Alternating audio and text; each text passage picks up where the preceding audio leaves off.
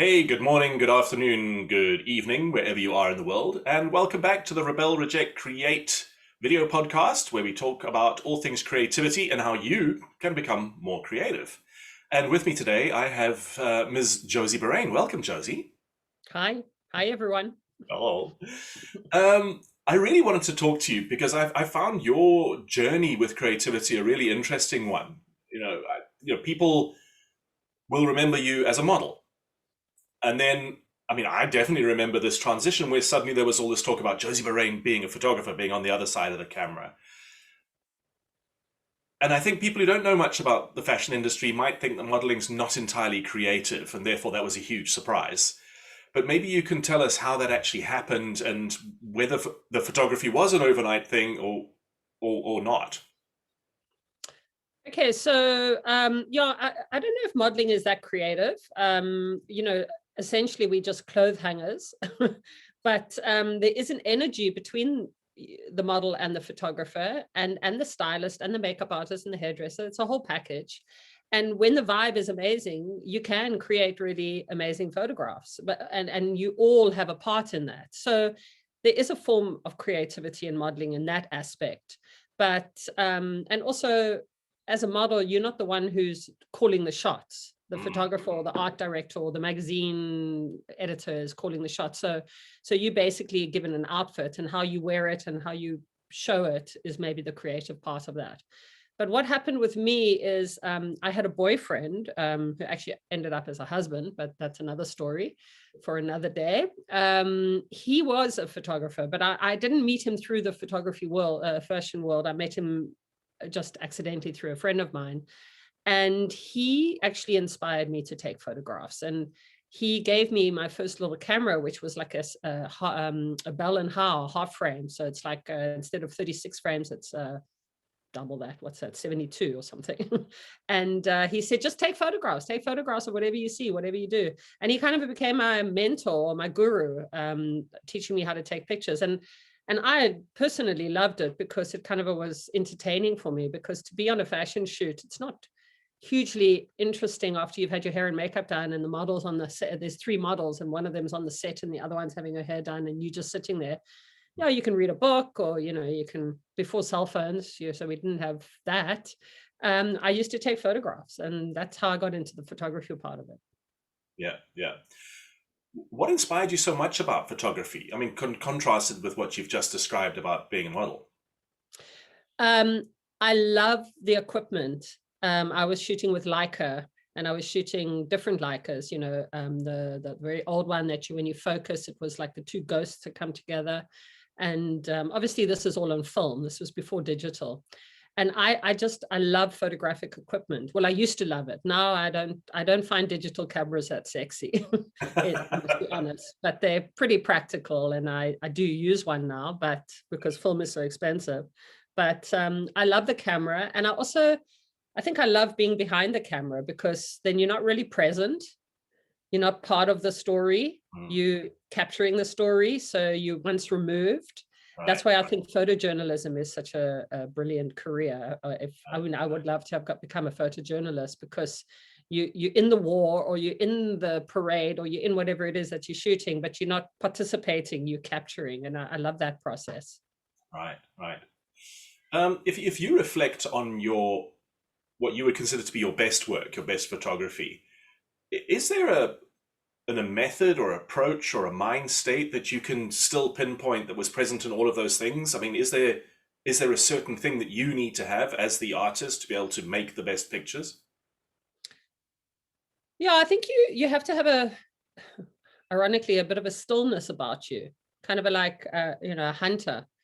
You need to be present and alert, but at the same time you need to be obscure and not really, your energy mustn't overbear. The energy is what you're capturing. You mustn't be the energy. Right. So I think because of the camera, and it's in front of your face, people aren't really seeing you. Mm. You have more access to being in that space, because and just yeah, I think. And I like being in that space. I don't like being the center of attention. I don't like being looked at. So for me, that was another thing actually that I really liked about taking pictures, is not being there, but being there. Right. I don't know if that answered your question. Sorry, I'm not sure if I. No, actually it did. And what's nice about the way you answered it is that it gives a very alternative answer to one of the what for me is one of the key points of creativity, which is to suspend judgment, which actually involves kind of taking your ego offline. And Interesting. by what you're saying, like being there, but only being the observer, not putting your energy in it, it's like, okay, you've got to take your ego offline. You just got to sit and wait and look. I like that. I like that.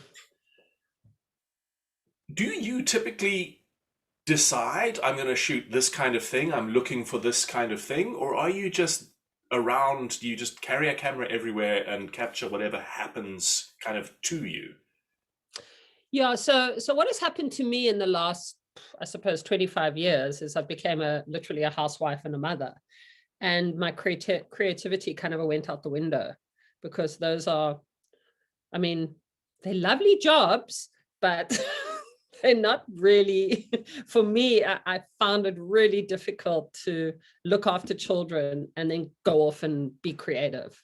It's like my creativity just comes like, it's like an energy, and to create that energy doesn't work for me. It has to just be, I'm very spontaneous and very, yeah, it just must happen. I can't create it. Okay. And so my creativity before then was living in New York or Paris and just walking on the streets and seeing something and just shooting it, or backstage modeling. I mean, a lot of these pictures behind me is actually a shower curtain behind me, a friend of mine made for me. And those were just being on set, just sitting in the back room, and the girls are, so I never created any of that. It just was happening around me and I captured it. Yeah. Yeah. And now, where is this journey taking you now? Well, funnily enough, I'm really bad on my computer. I mean, the fact that I found you is amazing because luckily I just had to press a link.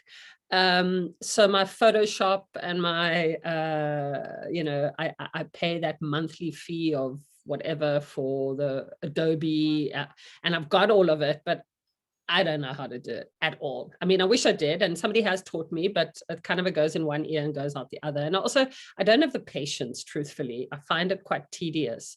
Like when I shot film, you got your contact sheet, you looked at the pictures you wanted, you circled the pictures you wanted, you took it to the lab, or you processed it in a dark room, and that was the end of the story. But now, you can manipulate everything, and people do over manipulate a lot of things, which is fine. It's also got its place. Yeah. But yeah. What was the question again?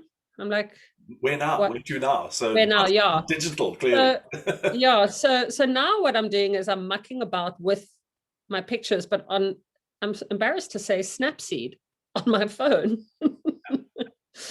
I love it. And you can do lots of stupid little things with it, like whatever. And I have a lot of fun with Snapseed. So I'm sure there's lots more programs out there that I could be using, but one's enough for me. And yeah, so I don't know. I've got old photographs that I can just manipulate now, so I don't have to take any more. And I haven't really, I'm not really, nothing's really calling me. I don't want to go into a poverty-stricken township and photograph that. I mean, I get it, and I appreciate the pictures that other people take, but that's not my journey. And landscape is not my journey, and animals. So yeah, I don't know. I haven't really found a niche of what I want to shoot now. So maybe just mess around with my old stuff. Yeah. But Don't now need to do it all. Somewhere along the line here, you've also become somewhat of an entrepreneur with your own general dealer's store and tell us a bit about that. So what has happened is my last born left home. So all my 3 children are out of my house. And I live in Hart Bay. I'm single, and I've got a lot of friends. We walk, we do a lot of outdoor, 13 peaks. Ryan Sands has these beautiful 13 peaks, and we've done them. We didn't run them, we walked them. And I love the outdoors, but it's like I'm 59 now, and I'm like, okay, so am I going to do this for the next 20 years of my life? Woohoo. So we've had a been very privileged to have a holiday house out in a tiny little village called Vermaklikheid. And we had a property there. We have a property there. All our houses burnt down, unfortunately. But my dad still lives there, and my dad's 90. And he's at a stage now where it was probably a good idea to have somebody around, just to pick up the pieces, if there are any pieces to be, falling around, which I think at 90, a few things get a little bit tricky. Yeah. So I thought, well, I'm going to move to Vermaklikheid. And then I thought, okay, well, and then what? And then I bought a coffee machine from a friend of mine because there was a bakery there. And I thought, oh, well, every time somebody comes for some bread, I'll make them a coffee. But then the bakery closed. So I opened up a little shop. I'm renting a space and I'm just having fun. And it's fun. I'm enjoying it. I mean, I've only been open since April. Yeah. I don't know what I'm doing. I've never run a business in my life. I'm sure I give half my things away to the local people that don't have any money anyway. The children come for chips and sweets. I'm like, oh, here we are. They're not really good for business, but. Sounds remarkably similar to your approach to starting photography. Yeah. I just wing things. Yeah. I'm a winger. Not a winner, a winger. Well, I think the former is definitely debatable. Do you think that that's just part of the process, that the inspiration will come? Or do you think that maybe your days as an active photographer are done and that maybe something else is going to happen? I'll always take photographs. I mean, I literally wake up every single morning and see something and shoot it. I must be honest, I do love Instagram. I think Facebook's pretty lame, but all my images from Instagram go to Facebook. And in fact, I posted, I don't know anything about social media. I haven't learned anything, but I have heard through years of being on it that if you want to be active or your algorithm or blah, blah, blah, you must post every day. So I thought, okay, well, I'll post every day. So I kind of have fun thinking about what to post. I mean, like half a minute fun.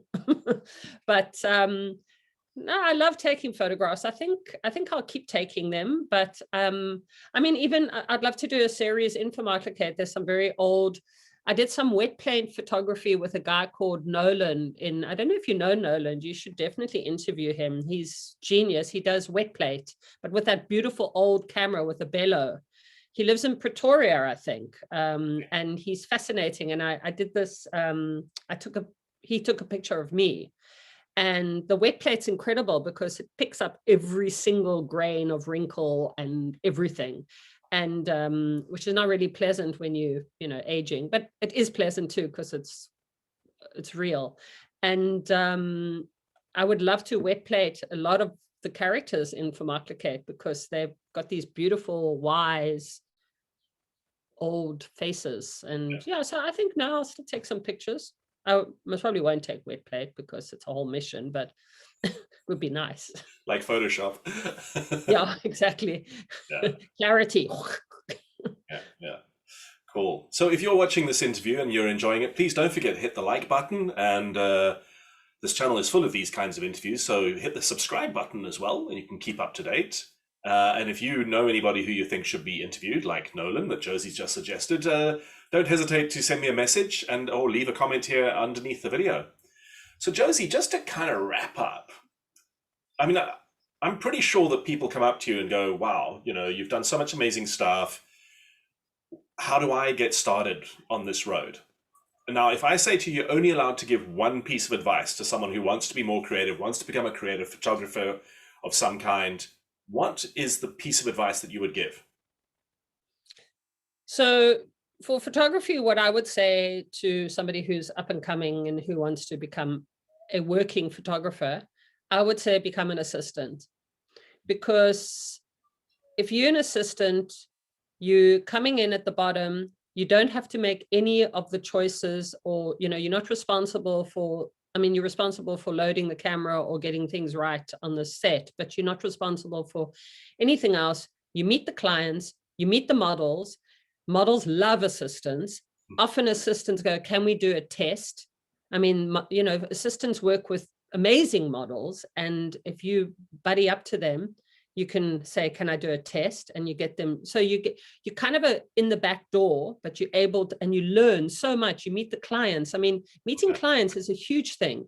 If you're an up and coming photographer, to get your foot in the door, it's really difficult. But if you're working for a photographer, you're getting all that on a plate and you can utilize it.